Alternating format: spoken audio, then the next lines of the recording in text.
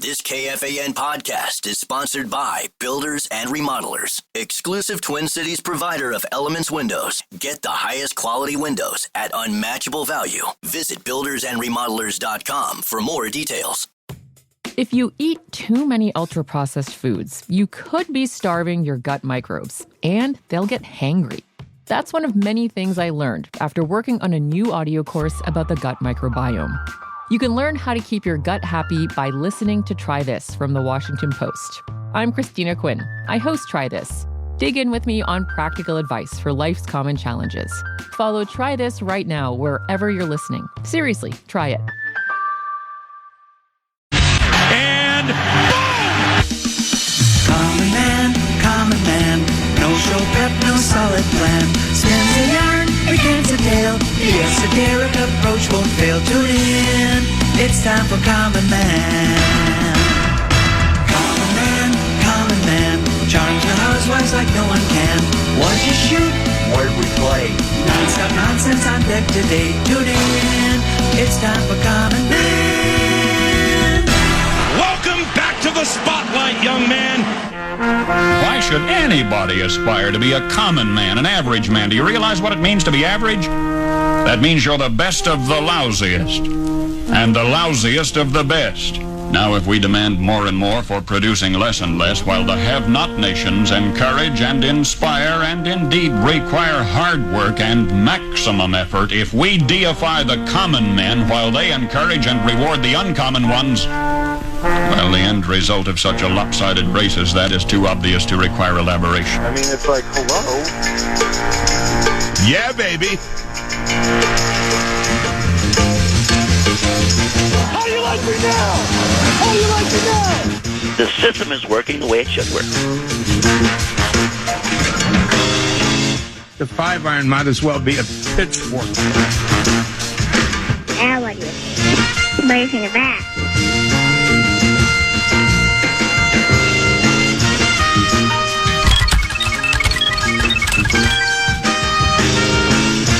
You stay classy, San Diego. Yeah, I always love that one. What a snag!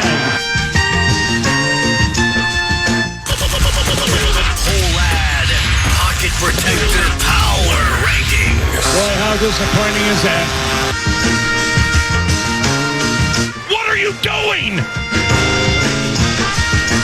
Border battle! I've seen enough out of Cousins, Paul. Put him on ice. Nuts and bolts, we got screwed.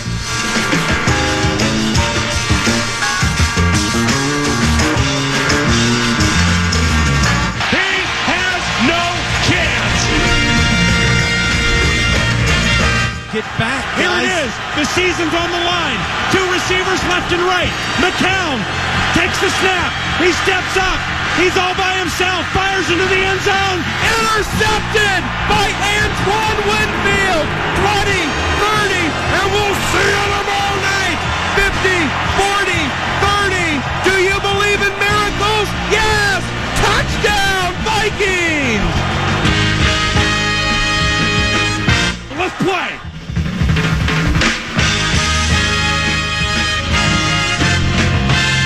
Wow.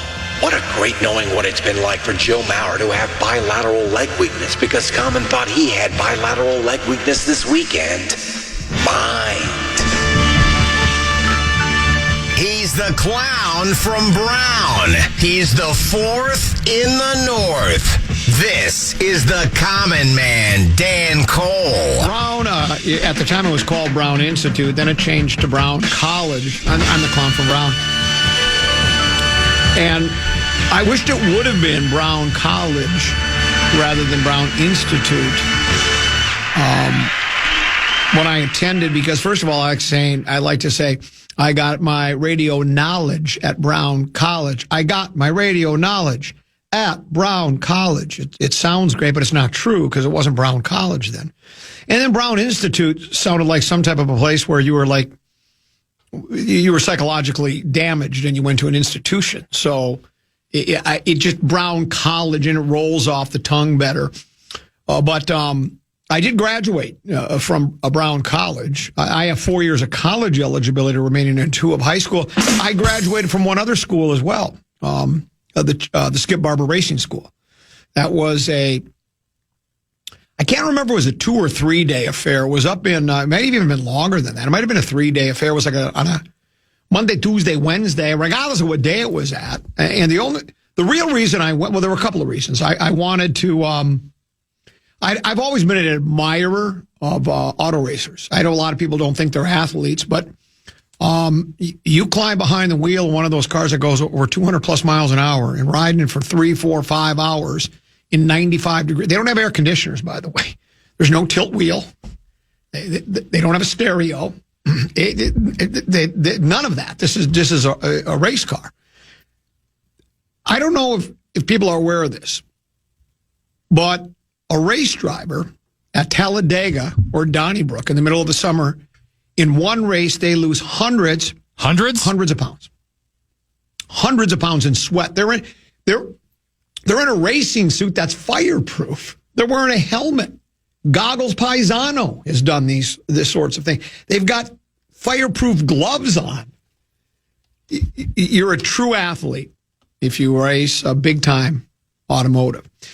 You also heard, Teneby, that Major League Baseball is going to have a game between, I don't remember which two clubs it is. They're going to have it at Talladega Motor Speedway. We talked about it yesterday. It was like the Reds and the Braves, maybe? Regardless of what the teams are. I'm just getting to a joke. Yeah. Two major league teams are going to play at Talladega in the at Talladega Motor Speedway. And after the Polettes caught wind of this, they want to build a stadium down at Elko Motor Speedway, just down the road.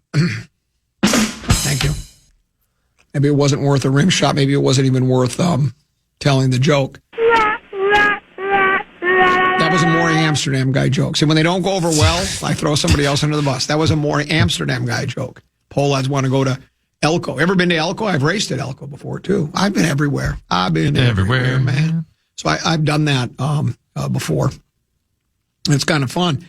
I want to direct your attention to the Fish Wrap Factory West Side. Teneby, do you have a prescription to the Fish Wrap Factory West, or do you? I do.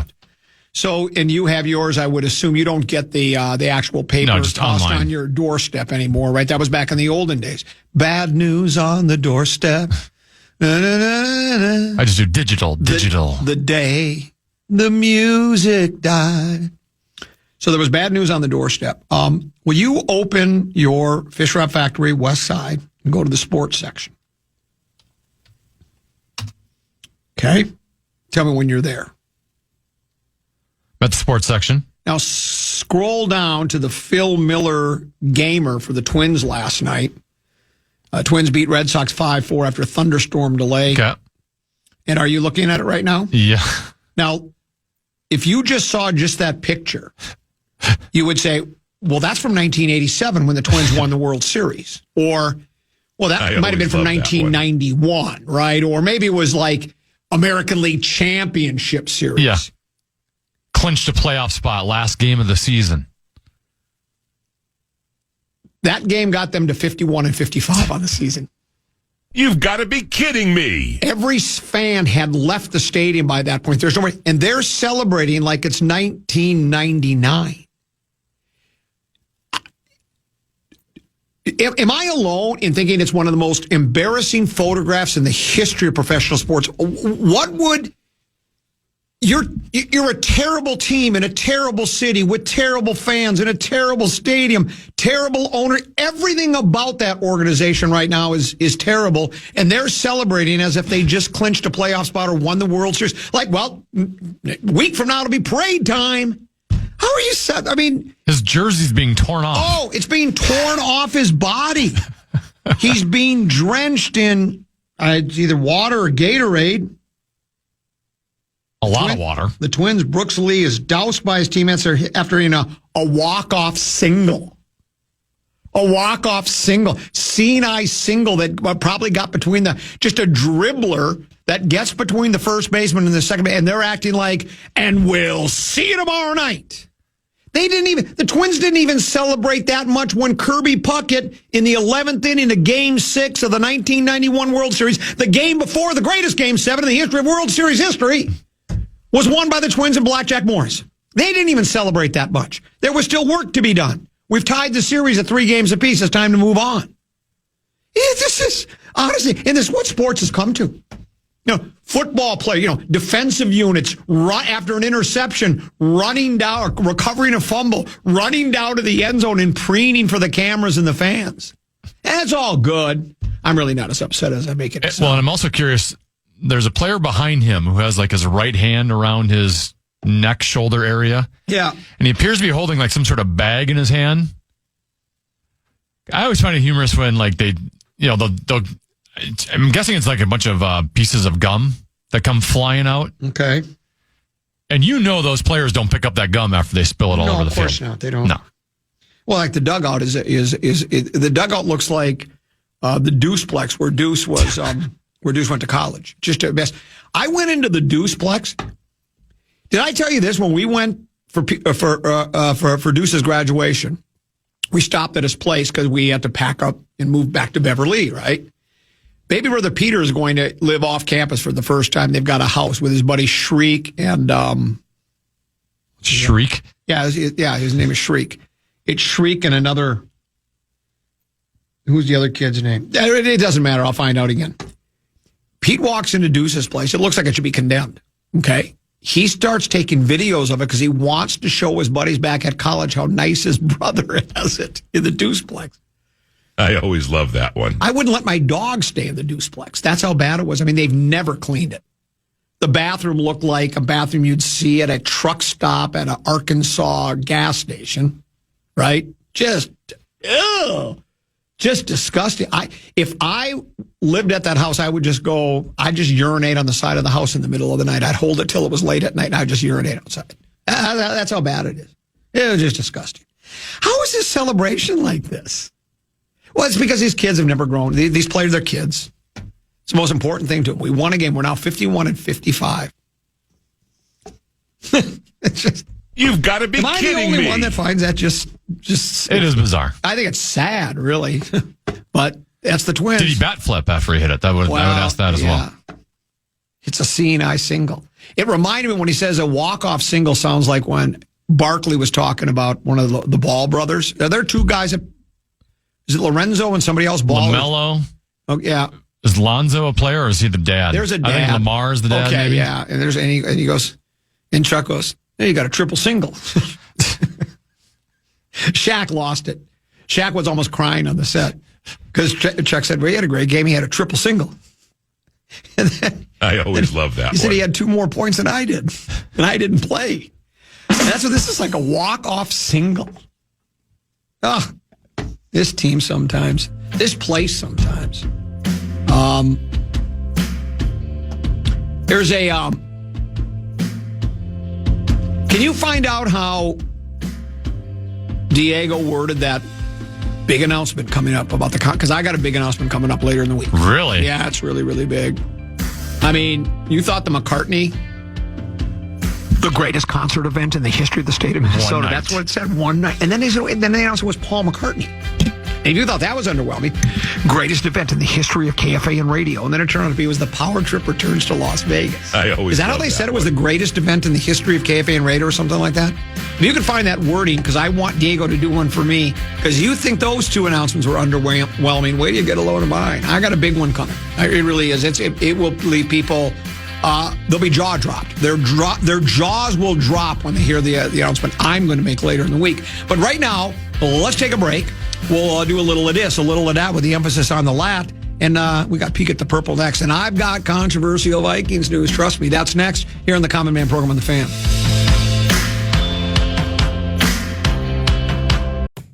If you eat too many ultra-processed foods, you could be starving your gut microbes, and they'll get hangry.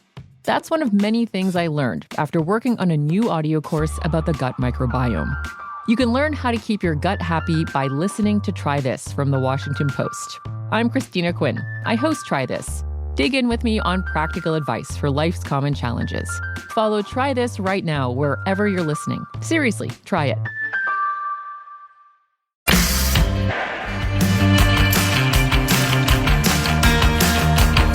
Mall of America's mystery cards are back, and we are bringing them to you all summer long. Mystery.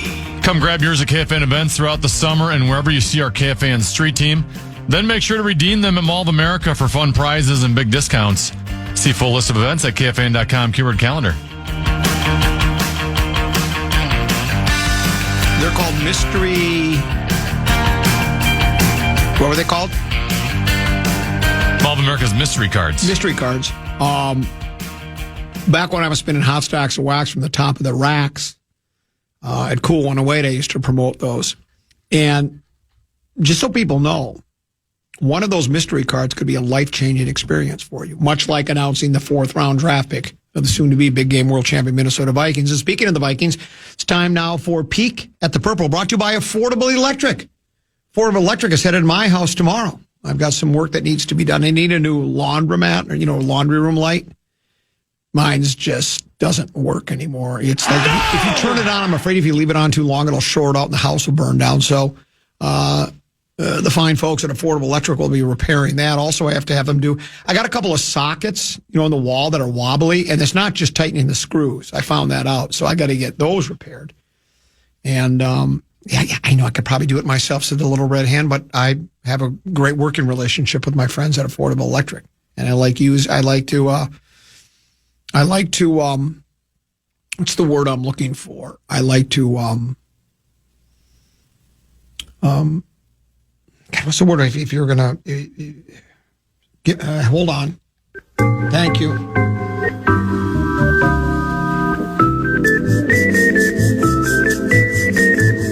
There's probably a lot of other words that will work. I like to do business, I guess is what I'm trying to say, with those that do business with me. I guess that's the best way to say it. That's even better than a word I was searching for.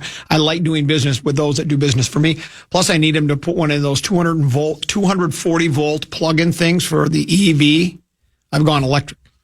And so we're going to do that as well. By the way, Peek at the Purple is brought to you by Affordable Electric. Also, Affordable Electric is looking for journeyman electricians. So if you need a job, go ahead and apply. Great benefits, great pay. And if you just need electrical work, go to affordable-electric.com. Affordable-electric.com. And remember, Affordable Electric is, oh boy, shockingly affordable. Fish Wrap Factory, West Side. Vikings revamp pass rush gets after J.J. McCarthy offense on first day of padded practices. This is an Andrew Kramer story. And the subheadline goes, fans who braved the nearly 90-degree temperatures Monday were greeted by another sweltering force, the Vikings defensive line. First padded practice at training camp, the Vikings defensive line appeared to turn up the heat on young quarterback J.J. McCarthy into retooled offensive line. Here's what our good friend, right tackle Brian O'Neill, Teddy, you and I have a good vibe with him. Yes. We don't text and talk. He doesn't look lonely to me. That's why I never asked him for his phone number. Because, if you look lonely, I think maybe you need a friend to text and talk with more than most people know. He says, this defensive line has the looks to be probably the best I've been around. Allen has a heck of a lot left in the tank, I'll tell you that. McCarthy met Allen, the 30-year-old former Pro Bowler who was cut by Washington this offseason in the backfield a couple times. Edge rushers Jonathan Gennard and Van Gink, we just call him Van Ginky, Andrew Van Ginkel, also applied ample pressure that left observers, including injured receiver Justin Jefferson, wanting to see more from the offense at times. Cornerback Byron Murphy Jr. enjoyed a little less mileage downfield. Murphy said, I was like, man, I don't really need to cover too long. So now we're hearing it. Now, here's my question for you, Tennessee. Is the defensive line really that good? Or is our offensive line really that bad? See, that's the thing. It goes back to the Gopher practices. We'll hear it every spring practice. Defense dominated the offense, and we're like, and it's the way they spin it out at the Bierman building is defense has been revamped, rebuilt. We're going to have a defense. Nobody's ever seen anything like it. It's going to be a great, and really what it ends up turning out to be is just that our offense really wasn't very good. That our defense is, they're okay. They're not bad.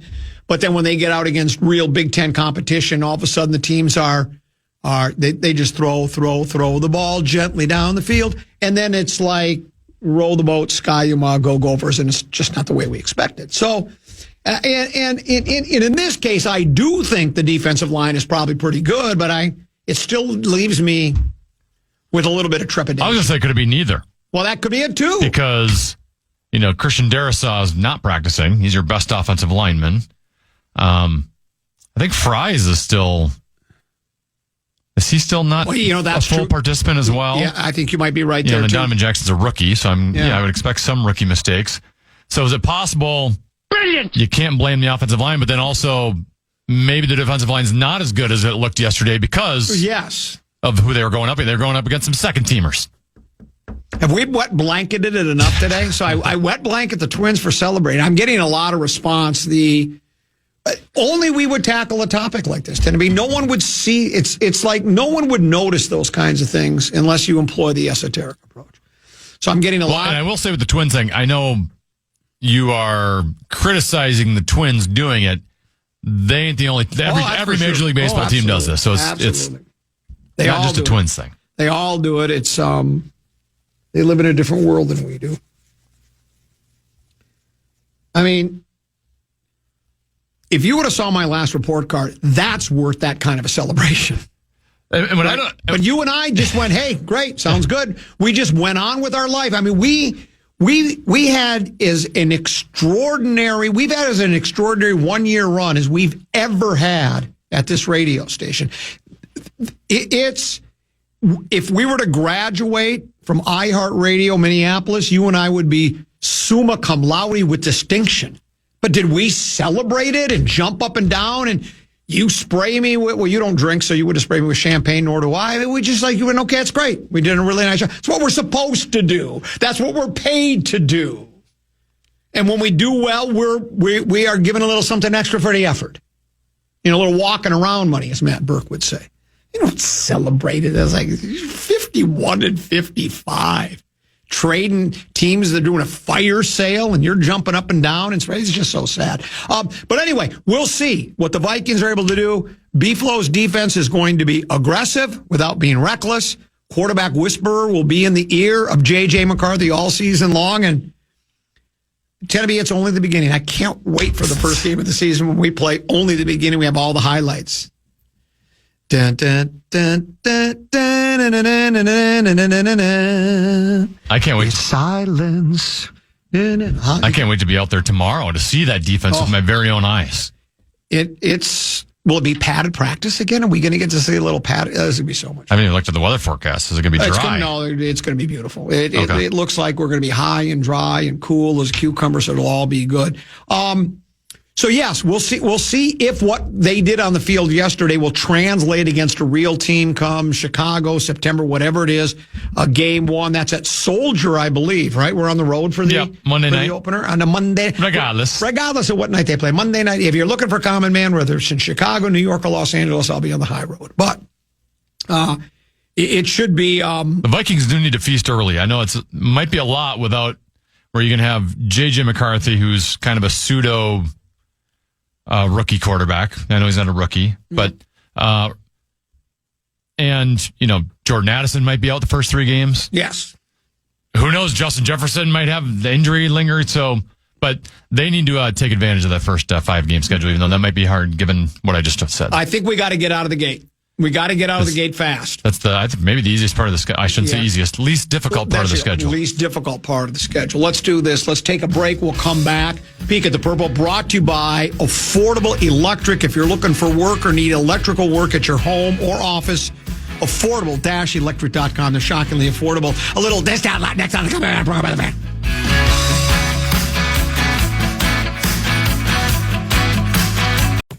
If you eat too many ultra-processed foods, you could be starving your gut microbes, and they'll get hangry. That's one of many things I learned after working on a new audio course about the gut microbiome. You can learn how to keep your gut happy by listening to Try This from the Washington Post. I'm Christina Quinn. I host Try This. Dig in with me on practical advice for life's common challenges. Follow Try This right now wherever you're listening. Seriously, try it.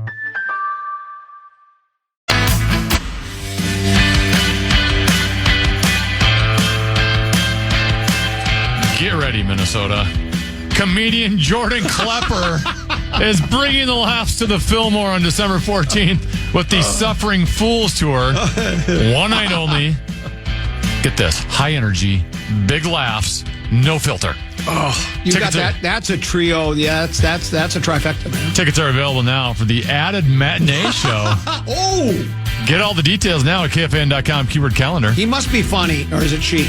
It's a he. Meat Sauce and I have never added shows. We've canceled shows. That's been our problem. We've never had to, new show added by popular demand. None of that. It's like, that's okay, though, too. We like what we do. It's a couple 13-14 pastime comedies tend to be. The legendary Mark Rosen will join us just before 2 o'clock here on The Fan. I open with a very controversial take on the Twins' victory yesterday, a game in which they lost the lead in the top of the 8th to the Bo Sox. I saw it go down. It was 3-2.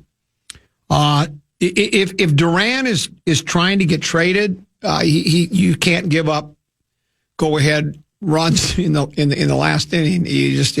No one's going to want to trade for you. But 3-2, then the skies opened up. Derecho, no, what do we call it? Derecho swung. It was almost like a Calcutta. It came in, went out, lakefront influence, and then out, right? Swings up, swings down, lakefront influence, and then out. And so that was it. I turned I'm not waiting through a rain delay. It's like, you figure they should have just kept playing or just called it the game, but it worked out for the Twins. I don't know how long of a delay it was, but it was long enough. I think the place just emptied out. It was like Closing Time. Who did that song, Closing Time? Was that Semisonic. Minnesota band.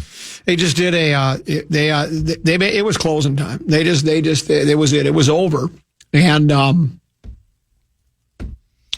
then the picture in the Fish Wrap Factory, they celebrated, the Twins, after the delay, scored the winning run, and that was a walk-off single. Exciting hit by Brooks Lee. And they if you saw the picture in the Fish Wrap Factory West Side, they were celebrating like it was 1999. And, I got ripped by people. Of course. Including this one that says, morning, gentlemen. As for the Twins, what do you want them to do? To just follow their heads. I think he meant hang their heads in shame for winning and go to the dugout. Yeah, when you don't have to hang your head in shame, but it's like, won a game. It's good. You got to 51 and 55. Keep winning some more ball games. I just don't think it's worth. This might be a little bit of an apples and oranges comparison, but like in hockey, if you've ever been in a game where you're down 8-1, and believe me, I've been on both sides of that, right? Or on the downside of that. If you score a goal with 3 minutes left in the game to make it 8-2, yeah. You'll go give the goal scorer a fist bump, but the goal scorer is not doing like some sort of celly on the ice. Right. Because you're down that much. I think that's the comparison you're trying to make of the baseball season. When you're 51 and 55, you should be excited and happy that you won the game. Maybe go get some high fives, but it's the level of excitement that I think that you are criticizing. It's like winning a World when you're Series. tearing a guy's jersey off. This one says, wet blanket Wednesday on a Tuesday. Let them have fun. The team has nothing to play for. It's a kids' game played by young adults. And I did respond to this text message on the Bradshaw and Brian KFAN text line by saying, because they have nothing to play for is exactly why they shouldn't be celebrating. And I used all caps in the word exactly. And then he texted back with a LOL, a laugh out loud, because I think he now maybe understands what I'm trying to say. This one says, it's just a game. Geez, LOL, so serious about baseball. I whispered during that bit that I don't really care that much. I really don't. And it's not being serious, but what I'm saying is, why are they being so? It's like I guess I'm in the minority here. This one says, Dan, get off my lawn, Cole. And it's like, that old cliche, like the old man thing, get off my, that's not what that is. It's like, show some self-restraint. I mean, it's like,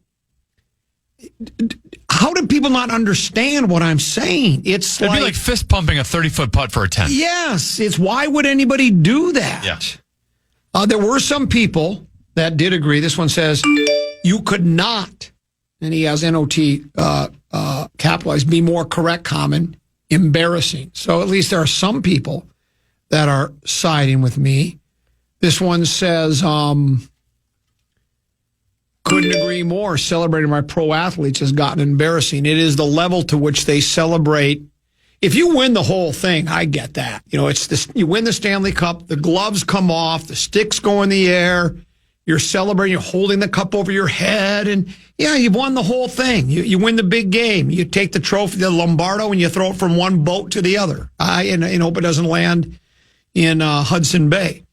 But just the level of celebrating to me is just it's over the top. This one says, Common, please let us know as soon as possible the name of Deuce's buddy. I'm glued to the edge of my seat. Two things. It was baby brother Peter's buddy, and his buddy's name is Logan. It's Logan and Shriek. And so this is what baby brother Peter said. Now, they're living at a place off campus, right? And it's I've not seen it. My guess is the way Pete describes it, if it's worse than Deuce's place, it should probably be condemned. But the way it's laid out, there's one really tiny bedroom that's really small, and it's up in the attic, so it's going to be hot. Yeah. It's small. It's not good. So what they decided to do, the three of them, Logan, Shriek, and Pete, they decided to they almost did like a rock. They didn't do rock, paper, scissors, but they did where, the first name that got picked didn't have to have the room. So whoever was the last man standing had to have the little tiny room. Pete's name came up. So Pete had to have the little tiny room. But then what had happened is apparently Shriek was the one that wanted to live in this place, and Pete and Logan wanted to live on the other side of campus, but they gave in because Shriek said, well, I don't care what you do, but I'm going to stay here, I guess. So they decided, well, Shriek, we'll go there. Now Shriek says, I'll take the bad room because this was a bad place to stay. So Shriek has admitted the error in his ways. Yeah. Shriek's the guy that was the worm expert. Did I tell you about the worm? He came to town for the worm convention. They had a worm convention for people that study worms. I'm not making it up. I don't get it. And it's a hobby of his. He's not even majoring in wormology. It's a hobby he has. He likes to study worms. So, of course, on the golf course, and he stayed at our house for about 3 days because the convention was here in Minneapolis. And so, if you're out on the golf course, sometimes after rain, the worms will pop up on the... Yeah. And I took a picture of one, and I said, could you send this to Shriek and have him identify what type of worm this is? Because I'd like to know. And Pete and Shriek both got He has a worm hobby. Well, he's a worm... Yeah, it's a hobby he's got. It's a worm hobby. This one says, I'm with you, Common. I drive for a living. It would be like having an accident early in the month and after a few days completing my route on time without accidents and wanting to cook out for a good day. Just a little humility is what I want. And I guess that's what I'm looking for, is just is as much of a struggle as this team is had. And I don't even think the Rockies celebrate that much, and they probably should, as bad as they've been. There was other news out of the goose that laid the golden egg yesterday. The Twins made a couple of trades, or was it 2 players for 1 prospect? Is that what it was? 2 for 1. They went with intra-division rival Detroit. 2 pitchers, Chris Paddock and Randy Dobnak. Dobnak's been with the organization, it seems like, forever. Yeah, we signed him to that long-term deal for a small amount of money per year. He was, I think, wasn't he the Game 2 starter at Yankee Stadium in the place? And nothing against Randy, because, the guy's got stick-to-itiveness, right? Because I think he has spent more time in the minor leagues than he has in the major leagues. And did I see his AAA numbers correctly? Did you see those? I didn't see his numbers, no. Well, he has an ERA over 7 at AAA. Now, I know Detroit's been in a bit of a tailspin, as Gary Lewis and the Jayhawks once sung, but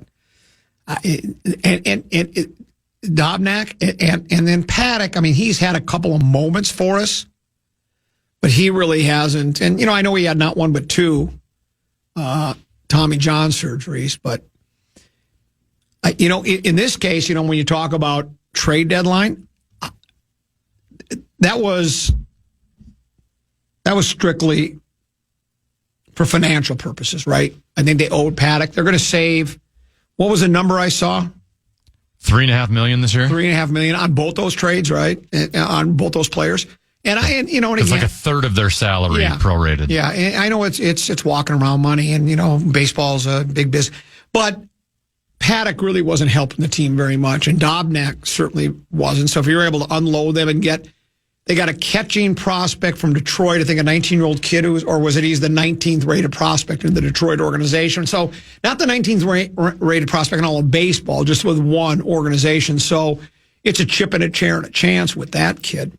Lavelle Neal writes today, it's official, Twins will be sellers. The news of Chris Paddock being traded to the Tigers indicates Twins president Derek Falvey has finally picked a side ahead of the MLB trade deadline, which is probably true, but that doesn't really mean that.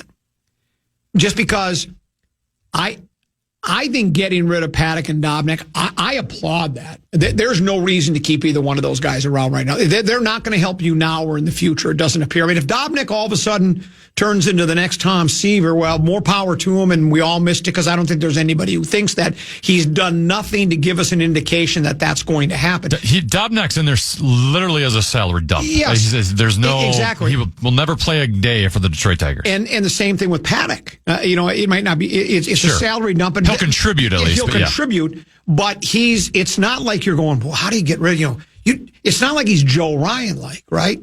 So the Twins could have done that, and I don't think they're going to, but I'm just saying they could still go out and make a trade and try to get somebody thinking they still have a chance. Especially after last night's celebration, they got to feel like they're right back in this thing. I think the front office must feel the same way. So they could still be buyers just because they made that trade. Because you can make more than one trade. You can get rid of players but still add players. I don't think they will, but that remains to be seen. But I think they've probably,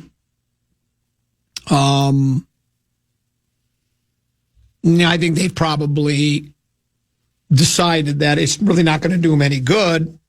There are a number of teams they have to leapfrog to get into the wild card race, and then even beyond that, let's say they were able to put a nice little run together and squeak into the playoffs. Is there anything, and then, better to make the playoffs than not, but is there anything that would lead you to believe that this team, they could probably win a couple series, get to that ALCS, and I think they got a chance to win the old chip and a chair and a chance, which I know. Well, I mean, for them to squeak into the playoffs, they'd have to play really good baseball over 2 months. Yeah. So, but maybe by the time that happens, you'd be like, man, they've been pretty hot the last 2 months. Yeah, you could say that. And maybe, Lopez might be back, so that would be the only scenario. That would be the only scenario. I would still take the bet that it was they still wouldn't be able to hold up in playoff series against your Blue Jays is, your Yankees is, maybe your Boston's is. The teams that have, the Tigers is, the teams that have played pretty consistent baseball all along have been doing it for a reason, because generally speaking, they have a pretty good pitching staff, good bullpen, good everyday lineup. If you've struggled this much, you're right. It's possible you could say they've put a nice streak together and grabbed that last wild card spot. I would still be willing to bet against the Twins and say that it's not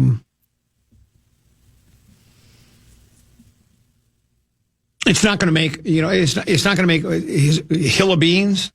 Is that an old saying from the olden days? I just don't think there's enough there that we've seen that would lead me to think that they can do it for any kind of consistency. It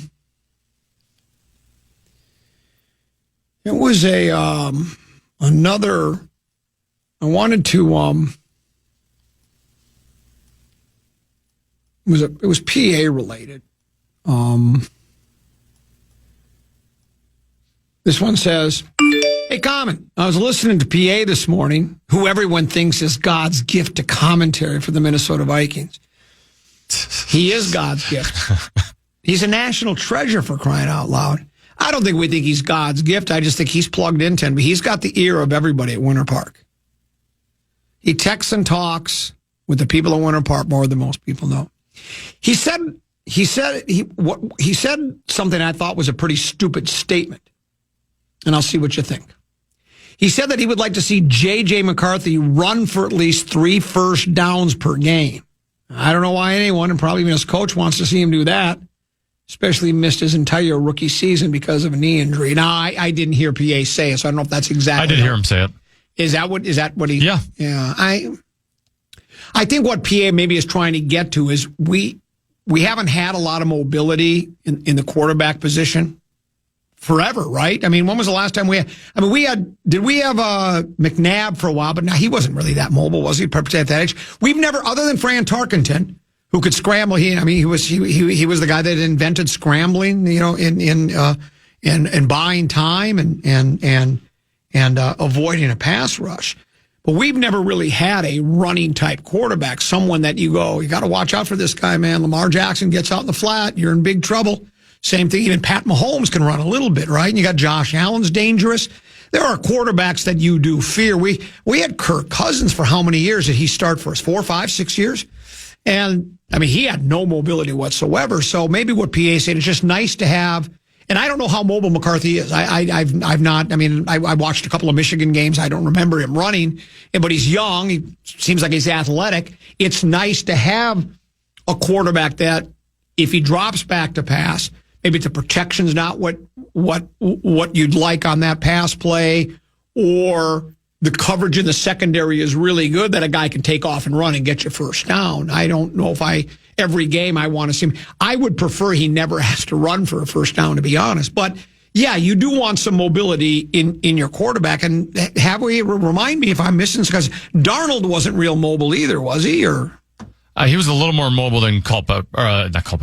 Cousins, yes. I ain't saying much either. But McCarthy is more mobile than both of them, and he's going to be probably your most mobile quarterback since Dante Culpepper. I think the Pat Mahomes example you threw out would actually be a good example for him to follow, right? Like Mahomes, especially in the playoffs, when he needs to get a first down, is not afraid to tuck the ball in and run for a first down. Now, 3 a game might be a little extreme from PA, but I don't think he's stupid for saying, hey, it'd be nice to have your quarterback run for that. Now, that doesn't mean you have designed runs, right? But I do think it's important. It keeps the defense honest when they have to respect the quarterback running. And it makes now the linebacker, instead of rushing or instead of getting in coverage, might have to spy you a little bit. So it helps open things up. And frankly, you just need a guy every once in a while that can improvise on a broken play, right? When the reason the offensive line got a lot of criticism with Kirk Cousins as quarterback is because Kirk could not overcome the mistakes of his offensive line. He could not cover for his offensive line. So you saw every time the offensive line made a mistake. You need a quarterback every once in a while that goes, man, my left guard just got run over. I got to extend the play here, and I got to improvise. And I do think J.J. McCarthy has a little bit of that in him. So, the emailer said, well, he's coming off a knee injury. Why you want him running? Did he not injure his knee in the pocket in that game? I mean, you're staying in the pocket too long is also dangerous. Yes. And having, defensive linemen diving into your knees. So there comes a point, clearly, reaching Pat Mahomes' level is quite the ask. But to me, that's the style that he should be replicating, where he can throw from the pocket. He can get the tempo of the offense where he needs to get the ball out on time. But on occasion, you need to be able to extend the play, or you do need to be able to do on 3rd and 4, running or get that 5-yard gain to keep the chains moving. Yes. And I agree. McCarthy has that ability more than a quarterback we've seen in a while. He's not Lamar Jackson athleticism. He's not Josh Allen athleticism, but he is an above average runner. Yeah. When it comes to the quarterback position, and better than what we've had here. And while I agree with all that, I would still rather him not have to do that too often, because that is how quarterbacks. And you're right. If you stay in the pocket too long, you can get blindsided and get torn apart. I just want a guy that if the situation calls for it, that the pocket's broken down and nobody's open, then he can run and pick up a few yards, maybe get a first down or two. But I don't want to see him running constantly, because the more you run, the greater your chances are of getting hurt. This one said you're not going to do design runs for him. Well, right? He's not going to be one of those quarterbacks. Let's certainly hope not. They say McCarthy had the fastest cone drill in the entire draft. Yeah, a consistent 4.4 or below 40-yard dash, and there's nothing better than the cone drill. I mean, for my money, it's the most. This is going to. I'm about to say something controversial. That's interesting. Of all the drills they do at the combine, the 3-cone drill is the one that, for my money, is the most important. That's where you can really tell a quarterback's skills. I also like, and you've heard me talk about this one, where the guy's running in place. Usually it's a defensive player, maybe an offensive player. And they got the coach with the football, and he's holding it out straight ahead, and then he moves it quickly to the right, and then the guy, runs in place, and he moves over to his right. Then he goes in there trying to see, shuffles. See how quick his reactions are, because that tells me a lot about what he's going to do when it's 3rd and 12, and they got to stop a guy. There's people running. All that tells me how quickly he's going to be able to make that move. It's really an important drill. So we'll see how that goes. One more. I'm getting a number of text messages, and I want to bounce a few off you as the day wears on. But this one says, the Twins have a better chance of making the playoffs by getting rid of the rental players and keeping them. Even if the players replacing them aren't as good, the roster's stale and needs some juice, excitement for morale purposes. The last 2 seasons are a failure regardless. But I got them being liberated by trimming some fat, like 2018 when they traded Dozier, Escobar, but still made the wild card. Esoteric approach is vindicated. Well, I did see Rand Ball wrote yesterday, Tenneby. I think maybe we briefly touched on. He had a piece that said, where, when, and why did the Twins' plans go off the rails? And one of the things that he said, you and I talked about, the cutting the payroll, I think was number one, and that's what you brought up as well. But this is the one that I bring up over and over and over again. Here's what he writes. Their high draft pick young hitters have stalled or regressed. Since 2016, the Twins have used first or second round picks on several hitters who are now big league regulars. Among them, Alex Kirilloff, Royce Lewis, Ryan Jeffers, Brent Rooker, Trevor Larnach, Matt Wallner, and Brooks Lee. Kirilloff had to retire because of injuries, a bad break. Rooker became a standout slugger, but only after the Twins traded him. Lewis, Jeffers, Larnach, Wallner, and Lee have a combined WAR of 0.9 this season. Far more was expected of them individually and collectively. And I've said that over and over and over again until I'm blue in the face. When you have highly regarded prospects in the minor leagues, people, media, even fans, and the organization themselves, they want to extrapolate that and say that is going to, not only is that going to happen in the minor leagues, but he's going to take that to that same level in the big leagues. And it just doesn't always work that way. How many minor league organizations are there across the country? There are literally hundreds of minor league teams. Single A, double A, triple A, and there's a lot of great prospects. And Tenneby, you could tear up double A pitching, I think. I don't know about the triple A, but you would tear apart double A. Does that mean, well, we got to watch for this guy? He could be a big star. It just, some of the guys are going to pan out, and other guys aren't. And for the most part, most of our guys really, really haven't to this point. We'll take a break, and when we return, Tenneby will have 5-3-4 for us. What you got, Tenneby? Yeah, I found one NFL ranking that is not very favorable for our Minnesota Vikings.